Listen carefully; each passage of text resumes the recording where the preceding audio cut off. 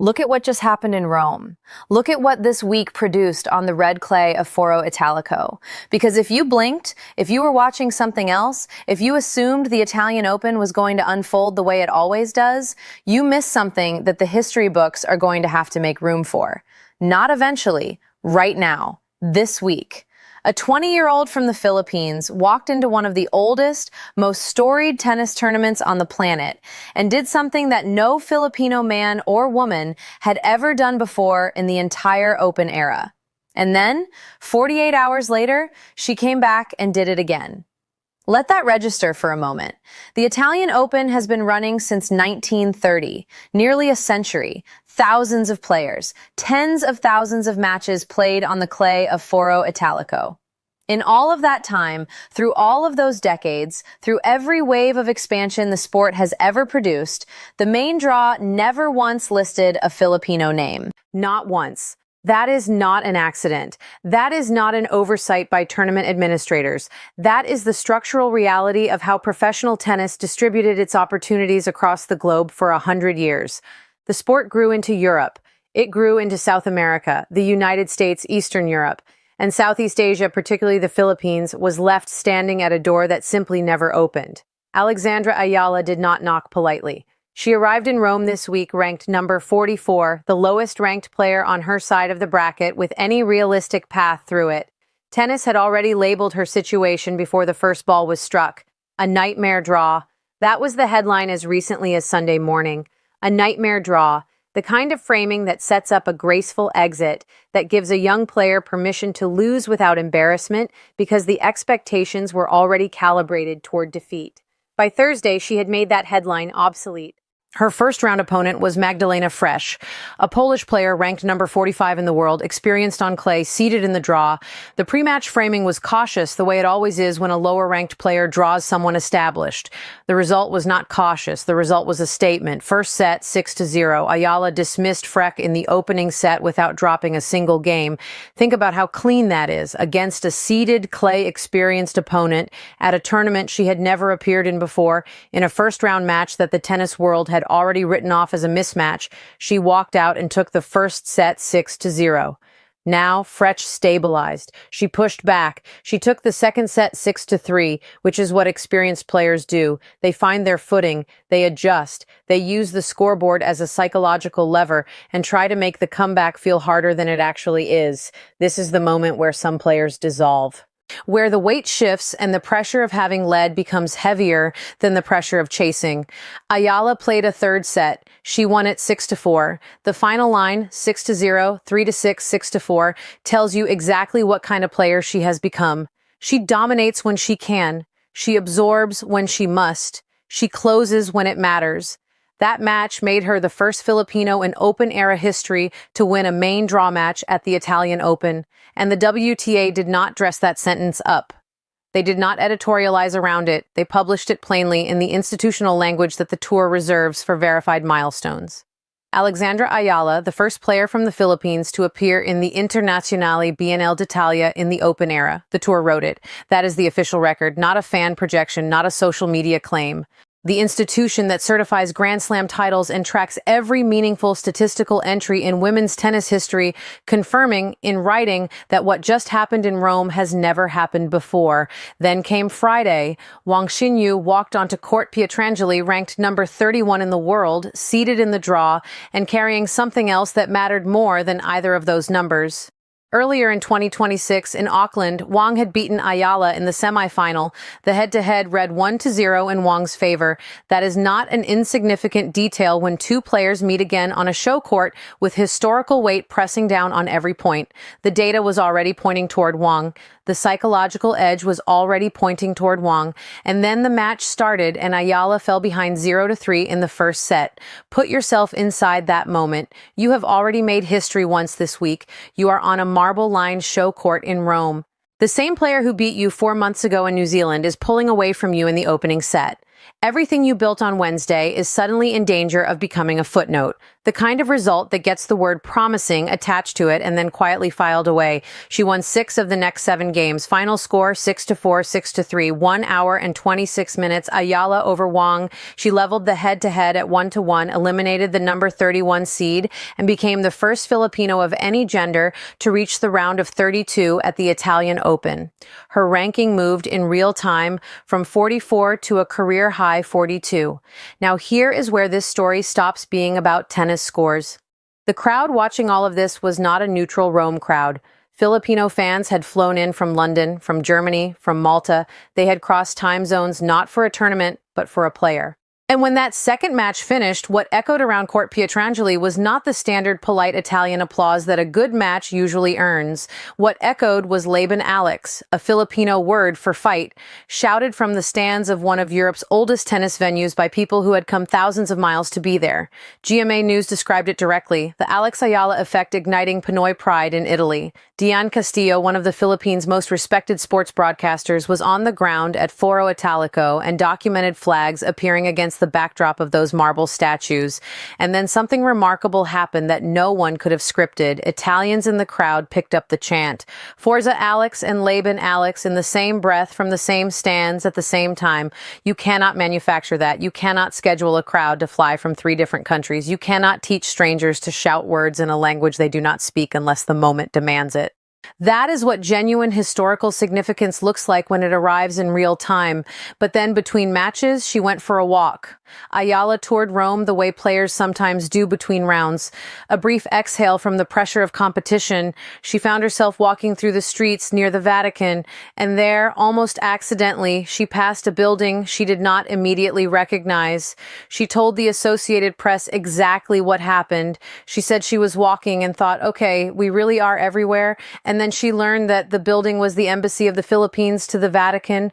And then she learned something else. Her great-grandmother used to work there way back when. Full circle, she called it, something sentimental.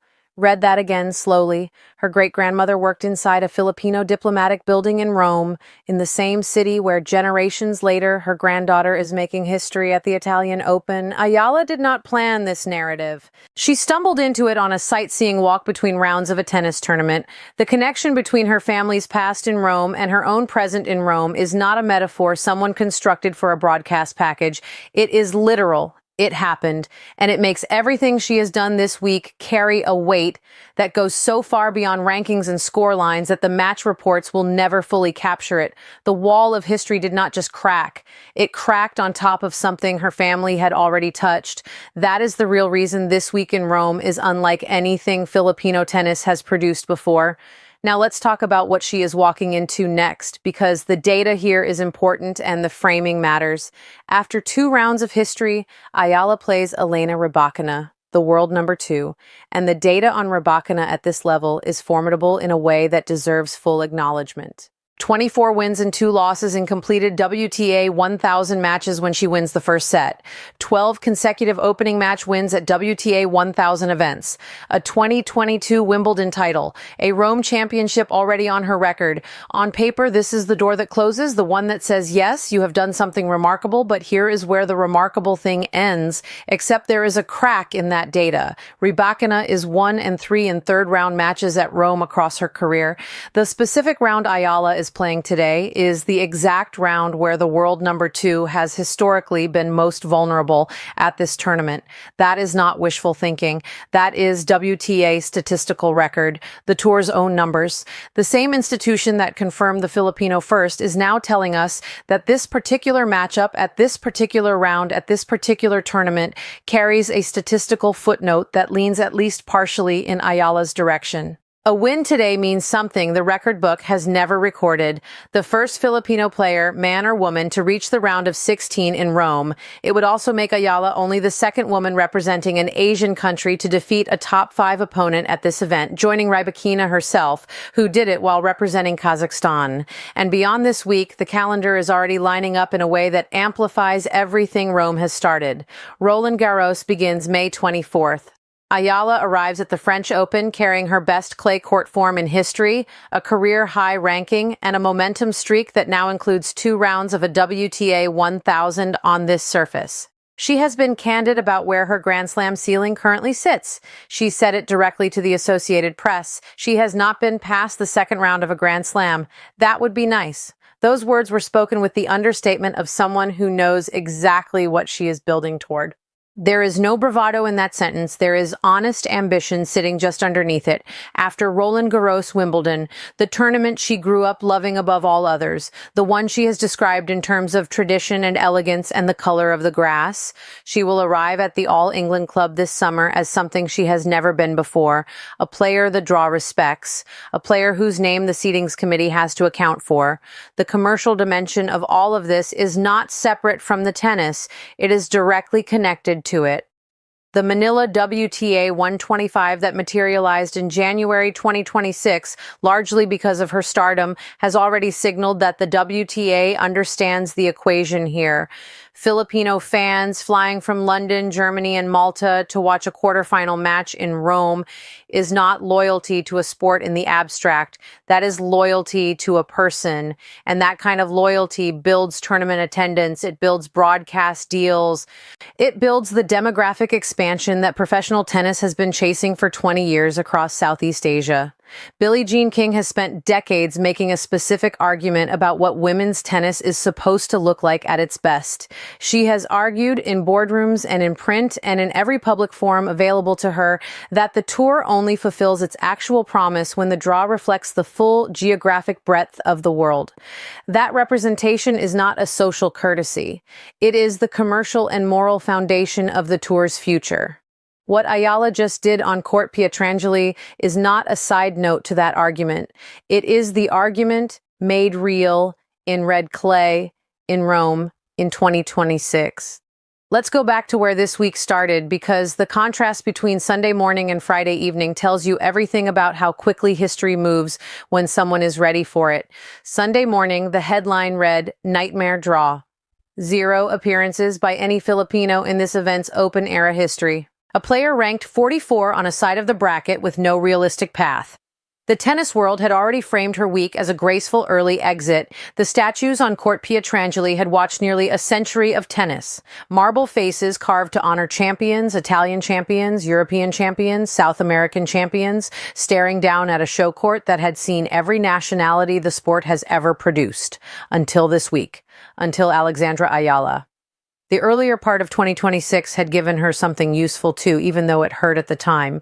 In Auckland, Wang Xinyu beat her in the semifinal. That result ended what had been a promising start to the year and reinforced a ceiling that had followed Eala through the first months of her career. The sense that the critical points in critical matches against seeded opponents still slipped away. She did not respond to that loss with a statement. She responded with her game. 4 months later, Wang was across the net again on one of Rome's most visible show courts. Eala fell behind 0-3 in the first set, replicating the exact dynamic that had cost her in Auckland. The match was giving her every reason to believe the old result would hold. She won 6 of the next 7 games instead. That is the data point that matters most beyond the scoreline. Not the ranking, not the milestone, the response, the ability to fall behind to the same player who beat you before on a stage bigger than the one where the first loss happened, and reverse the outcome anyway. That is what separates players who make history once from players who keep making it. Filipino fans scattered across 4 continents have been tracking this story for months. They saw what was developing before the rankings reflected it. They booked flights before the draw was announced. They learned Italian words to mix with Filipino ones in a Roman stadium. And when the match finished and the chant went up, they were not surprised. They had already known. The WTA's record book is simply catching up now to what they recognized first. The marble statues on court Pietrangeli witnessed something this week that their creators could not have imagined when they were carved. A Filipino woman ranked number 42, having fallen 0-3 in her second round first set between matches, discovering her great-grandmother's footsteps inside a Vatican embassy just blocks from where she was playing, walked through a door that had been sealed for nearly 100 years of professional tennis. That is not a narrative someone constructed. That is not a highlight package assembled to manufacture emotion. That is what happened, in chronological order, on the record, confirmed by the WTA, documented by journalists on the ground, and witnessed by a crowd that flew in from 3 countries to see it. Now there is a world number 2 standing between Eala and the round of 16. Rybakina is formidable. The data on her is real, but the data on Rybakina at this specific round of this specific tournament is also real. And the data on what Eala has already done this week against a seeded player, against a player who had already beaten her while carrying the weight of an entire nation's first in this event, that data is real too. The century-long wall at the Italian Open did not fall quietly. It fell with a chant in 2 languages, a great-grandmother's shadow on the walls of a Vatican embassy, and a scoreline on Court Pietrangeli that rewrote Philippine tennis history twice in 48 hours. The question now is simple. Does Alexandra Eala beat Elena Rybakina today and become the first Filipino in history to reach the round of 16 in Rome? Or does Rybakina prove why she owns WTA 1,000 draws at this stage? Drop your prediction in the comments right now. Every time Eala steps onto a court that has never seen her country's name before, this channel is going to be there to tell that story completely. The records, the history, the moments that never make the highlight reels but define the career. Roland Garros begins May 24th. Based on what just happened in Rome, the next chapter is going to be worth every minute.